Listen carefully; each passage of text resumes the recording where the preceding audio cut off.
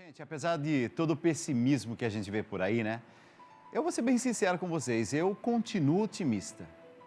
O mundo está melhorando, minha gente. Ah, Dalcide, você é louco?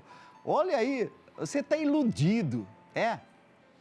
Deixa eu dar alguns exemplos para você, só para provar a minha teoria de que o mundo está melhorando. 200 anos atrás, a maioria das pessoas aceitava, por exemplo, a escravidão. E ter escravos era a coisa mais comum que podia existir. Ninguém fazia nenhum questionamento, um ou outro fazia algum questionamento, mas 300 anos atrás, 1000 anos atrás, as pessoas sendo comercializadas e o mundo olhando para isso, normal.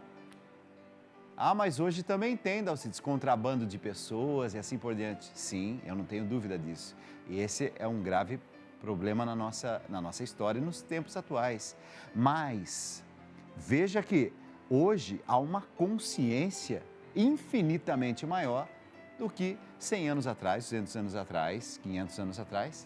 Veja, por exemplo, a noção de direitos humanos, como vem crescendo gradativamente. Hoje, uma pessoa, por exemplo, que defenda determinadas coisas, que até na minha infância, gente, eu ouvia umas coisas da minha infância de preconceito, sabe? Umas frases assim que eram ditas. Hoje, se uma pessoa falar, ela pode perder o emprego.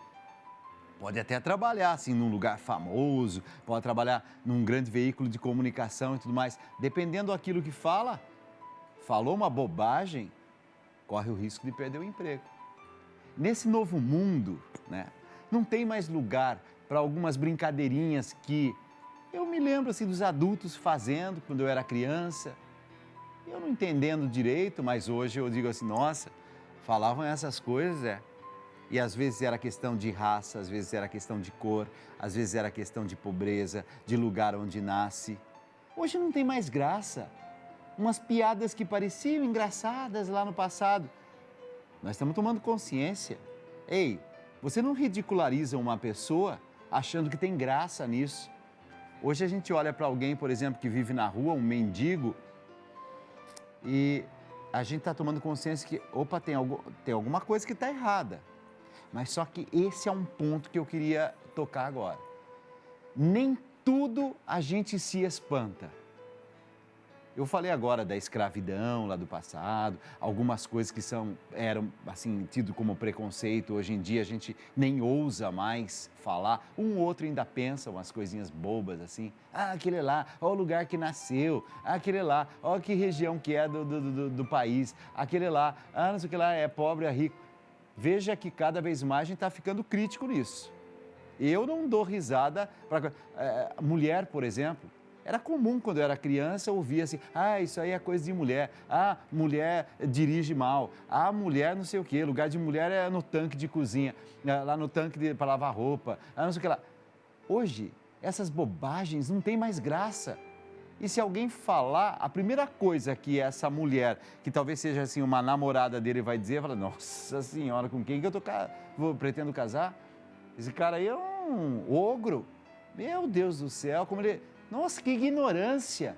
Vai ficar feio para ele. Agora veja uma coisa, eu falei, né? Aqueles que dormem nas ruas, por exemplo. Sabe que eu acho que a gente não acordou ainda? Não sei se é porque agora eu estou mais sensível a isso, também pela época de frio. Eu tenho visto, quando eu volto para casa, por exemplo, 2h30, 3 horas, 3h15 da manhã, eu vejo pessoas dormindo nas ruas e eu digo, meu Deus, eu não posso me acostumar com isso, senão eu vou começar a achar que isso é normal. Tem alguns estudos da Universidade de São Paulo que mostram que a gente não vê determinadas pessoas, que em alguns casos a miséria é ignorada. A gente passa num condomínio, por exemplo, de luxo e a gente diz assim, olha que maravilha, que maravilha. Só que a gente, ao lado, tem uma favela. Aqui em São Paulo é muito comum isso, tá? Ao lado tem uma favela. A gente não fica indignado mais, a gente acha que está mais ou menos tudo certo. É mais ou menos assim, é a vida, hein? E essa vida, hein? Milhares de pessoas, minha gente, vivem sem água potável. Milhares de pessoas vivem sem esgoto, sem condições. Quantas e quantas vezes a gente se preocupa? Aquela pessoa que não tem banheiro em casa. aquela pessoa que não tem água para beber em casa. Gente, eu não estou falando daquele cantinho escondido lá, sabe, no final do mundo, não sei que canto lá da Sibéria, onde alguém vive sozinho, numa condição extrema.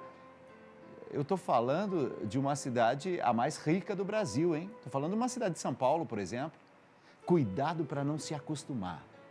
Como eu queria que nós não precisássemos esperar mais 200 anos para ter um olhar de espanto diante de algumas coisas que a gente costuma ver todos os dias.